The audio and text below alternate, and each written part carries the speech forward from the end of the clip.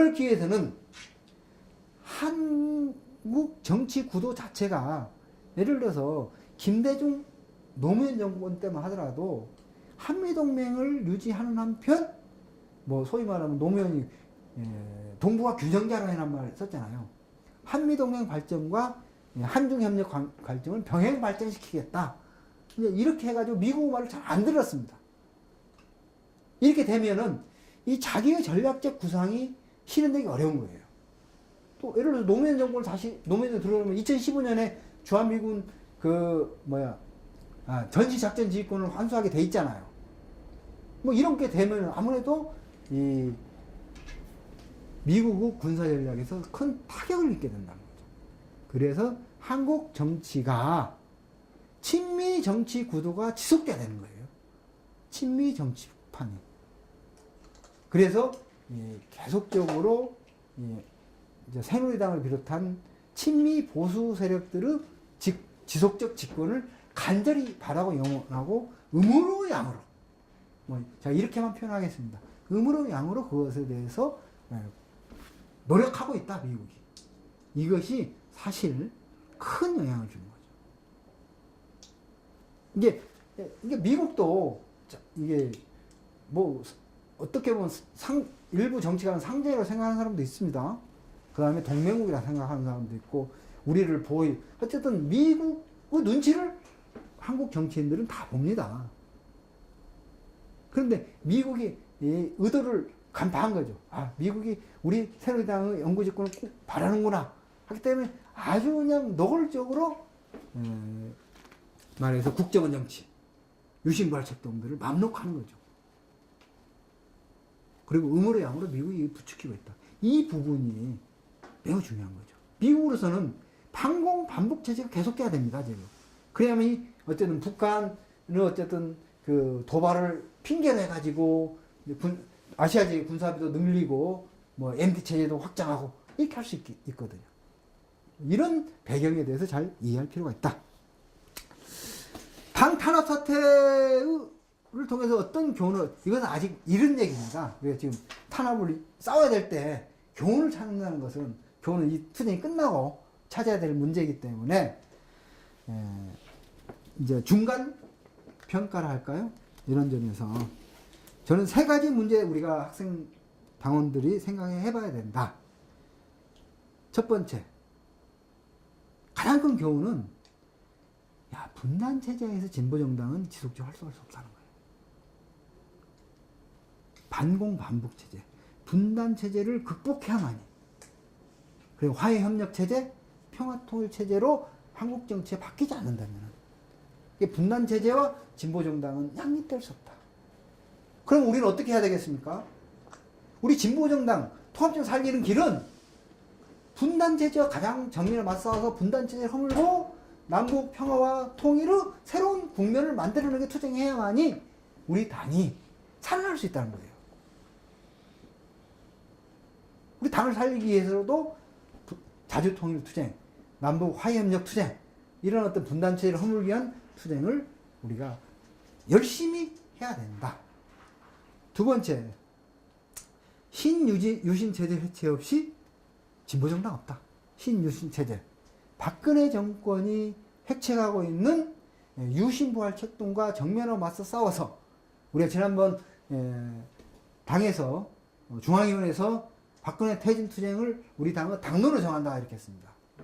이것이 갖는 의미는 일부 사람들 어떻게 퇴진시키자는 거냐 이렇게 얘기를 하는데 중요한 국민들한테 뜻을 모아서 현재 치러지고 있는 유신부활 책동을 저지시켜야 하고 박근혜 정권이 개과천선해서 다시 민주정이 회복된다면 용서해 줄 수 있지만 그렇지 않으면 끌어내야 된다. 이렇게 국민 여론을 모아나가서 현재 유신부활 책동을 저지해야 된다. 그리고 이번 지방선거에서 박근혜 정권에 대한 심판의고를 높이 들어야 된다. 뭐 이런 의미죠. 그래서 우리는 지금 헌법재판소와 싸우는 것이 아니라 박근혜 정권과 정면 대결해야만이, 거기 승리해야만이 헌법재판소 재판으로 승리할 수 있다. 이런 것이 우리 당 사태에서 얻는 교훈이다. 두 번째 교훈은, 자, 우리가 그런 어려움에도 불구하고 잘 투쟁하고 있습니다. 저는 굉장히 용감하고 열심히 잘 투쟁하고 있다. 가장 당이 단결이 잘 되고 있습니다. 그것은 여기서 우리는 얻을 수 있는 교훈, 어떠한 역경이 몰아친다 하더라도 자주 세력, 이 단결 단합하면 헤쳐나가지 못할 그런 것은 없다. 그래서 자주 세력 단결 없이, 단합 없이 진보 정당 없다라는 교훈을 우리는 찾아야 된다. 세 번째, 이것은 과제입니다. 진보 정치 세력의 단결 없이 진보 정당이 없다.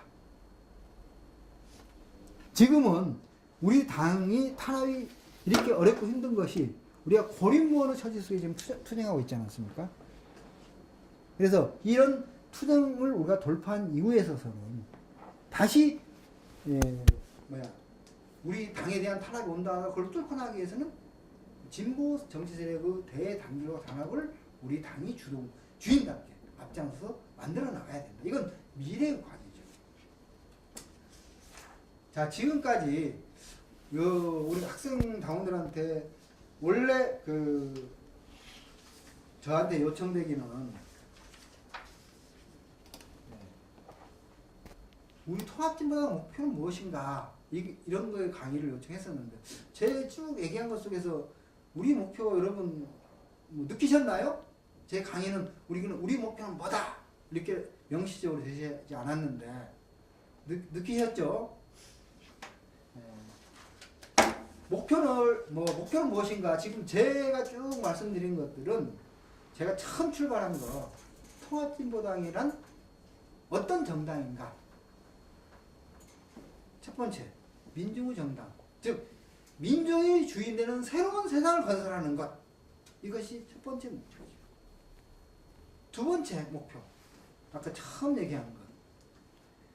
한반도의 전쟁의 위험이 사라지고 평화와 통일이 넘쳐나는 새로운 평화 통일 세상을 만들어내는 것.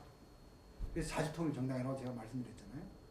세 번째는 한국 사회 현대 모든 5대 위기라고 내가 말씀드린 이 위기를 극복하고 모든 국민들이 안정되고 행복한 삶을 추구할 수 있는 그런 새로운 미래 사회를 열어나가는 것. 이것이 목표라고 정리를 해드릴 수 있겠습니다. 제가 이렇게 정리하지 않다 하더라도 여러분 다 아셨을 거라고 생각합니다. 자, 마지막으로 제가 지금까지 우리의 통합진보당 활동, 진보정당 운동의 성과는 무엇이고 앞으로 과제는 무엇인가를 간단히 요약하고 제 강의를 마치도록 하겠습니다. 자, 우리가 14년 동안 진보정당 운동을 했습니다. 그 중에서는 성공도 있었고 실패도 있었습니다. 또한 지금 위기에 처해 있는 상황입니다. 그러면 지금까지 우리 당이 한국 민주주의 발전에 있어서 정당 정치 발전에 있어서 민중의 삶의 개선에 있어서 어떤 성과를 거두었는가? 수없이 많은데 제가 세 가지로 요약해 봤습니다. 첫 번째는 합법적 진보정당 운동 역량을 획기적으로 강화했다. 가장 귀중한 성과입니다. 우리 당이 예를 들어서 6월에 7월에 저들이 정치적 폭압을 또 한번 부려가지고 헌법재판소에서 해산 결정이 내려진다고 한다 하더라도 지금 우리 당의 당원이 10만 당원이고 지금 당권 당원만 2만 명입니다. 이것이 진보정치 역량입니다. 진보정치 주체의 역량이 10년 동안에 이렇게 튼튼히 서게 되었다. 처음에 2000년도에 당을 창당할 당이 당원 5,000명, 10,000명 이렇게 됐었습니다. 지금 우리가 10만 당원이죠. 이런 진보정치의 어쨌든 튼튼한 씨앗을 우리가 뿌렸고 그것을 갖고 왔고 그 성과로서 지금 이 정치적 대군 역량들이 있다 이거죠.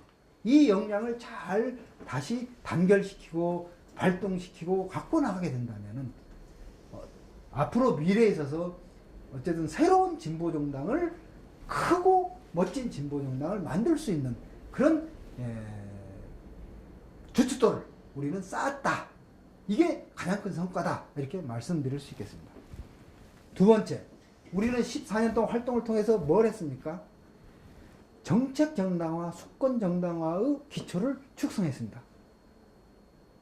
많은 진보적 정책들을 생산해냈고 또 야권연대도 주도해 봤고 집권할 수 있는 어쨌든 집권도 꿈꿔 봤습니다. 이런 우리의 정치적 정치적 능력들 이런 것들이 엄청나게 성장 발전되었다. 이것은 향후 진보 정치 발전에 있어서 엄청난 귀중한 성과물이다. 이렇게 얘기할 수 있습니다. 세 번째 성과는 정당 민주주의 발전을 추동했다. 그래서 보수 독점 정당 구조를 보수 양당 체제죠. 에 균열을 했다. 지금은 다시 우리 당이 뭐 많이 약화되어 있고 보수 양당 체제를 회귀하려는 흐름들이 있습니다. 그러나 그럼에도 불구하고 이제는 진보 정당이라는 민중의 희망과 민중의 꿈들이 민중의 심장 속에서 살아 숨쉬고 있고 그것을 다시 모아나간다면은 한국 정당 민주주의는 앞으로 발전할 수 있는 가능성이 있다. 이렇게 말씀드릴 수 있겠습니다. 이 세 가지를 저는 성과라고 하나 덧붙인다면은 여기서 사실 중요한 건데 제가 좀 이론적으로 정리하다 빠뜨렸는데 가장 크고 가장 중요한 걸 제가 빠뜨렸네요. 그게 뭐가 되겠습니까? 우리 한국 민중의 민생과 복지를 엄청나게 발전시켰다. 이렇게 말씀드릴 수 있겠습니다. 그래서 보편적 복지라는 것이 시대의 대세가 되었고 또 민중 생존권 투쟁을 우리가 앞장서 해왔기 때문에 이 땅의 그냥 신자유주의 속에서 신음하고 고통하는 민중들에게 또는 사회적 양극화로 신음하고 고통하는 민중들에게 많은 희망을 줬고 또 희망의 씨앗을 뿌렸다. 어떻게 보면은 이것이 우리 당이 이룩한 가장 큰 성과물이 아닐까 이렇게 생각합니다. 반값 등록금이 있죠. 뭐 여러 가지 그 무상 보육 또 무상 급식 여러 새도 없이 수없이 많은 복지들이 비록 10석, 5석, 12석에는 작은 정당이지만은 선도적 활동 투쟁으로서 그 민생을 챙겨왔다. 이런 측면에서 성과가 있었다. 그래서 이 부분은 여기에 빠져있기 때문에 그건 제 실수입니다. 어떻게 보면 가장 큰 게 빠져있습니다. 우리 학우들과 함께 우리 당이 어떤 성과를 거두었느냐 했을 때 맨 먼저 그 점을 민중의 정당으로서 우리가 민생과 민중의 삶에 기여한 바 이것을 잘 좀 설명을 해 주셨으면 좋겠습니다. 자, 그러면은 앞으로 과제 참 우리가 참 험한 강도 건너왔지만 앞으로 넘어야 될 산도 너무 높고 너무 험해서 과연 우리가 저 산을 넘어서 아까 말한 민중의 나라 그 다음에 자주의 나라 통일 새 세상을 과연 그 꿈을 실현시킬 수 있을까라는 회의에 빠져있는 뭐 학우들도 저도 가끔 그렇습니다. 그러나 이제 같은 당원 동지들이 있고 이런 속에서 힘을 얻어서 또 가는 거 아닙니까? 이것이 우리 어떤 당의 힘이라고 저력이고 힘이라고 봅니다. 개별적 개인으로서는 절망도 빠지고 뭐 이렇게 하는 경우 많죠. 사실 우리 당으로서도 또 제가 당 간부로서 보면 참 어렵고 힘듭니다. 그렇지만 당원을 믿고 또 이 땅을 민족을 믿고 힘을 내서 가는 거죠. 그러면 어떤 과제를 해결해야 될 것이냐 이런 문제를 얘기한다면 가장 먼저 당원의 힘으로 이것을 돌파하는 것이 첫 과제다. 어쨌거나 지금 당면 눈앞에 있는 우리 장애물을 통과해야 됩니다. 이 장애물 통과하는 것은 누가 도와주지 않고 있다. 오로지 당원의 힘을 믿고 단결 단합 투쟁해서 민중 속에 아까 들어가서 민중의 지지를 획득하면서 돌파해 나가야 된다. 이런 것이죠. 두 번째는 이제 작년부터 우리 당이 가장 강조하고 있는 노동 중심성입니다. 우리 당이 이렇게 많은 어려움이 처한 것들도 노동 중심성 기치를 맨 처음부터 민주노총 결심해서 만들어지면서 노동자의 정당이라고 출발했지만 사실 10년 동안 많은 노력을 했지만 그래도 부족합니다.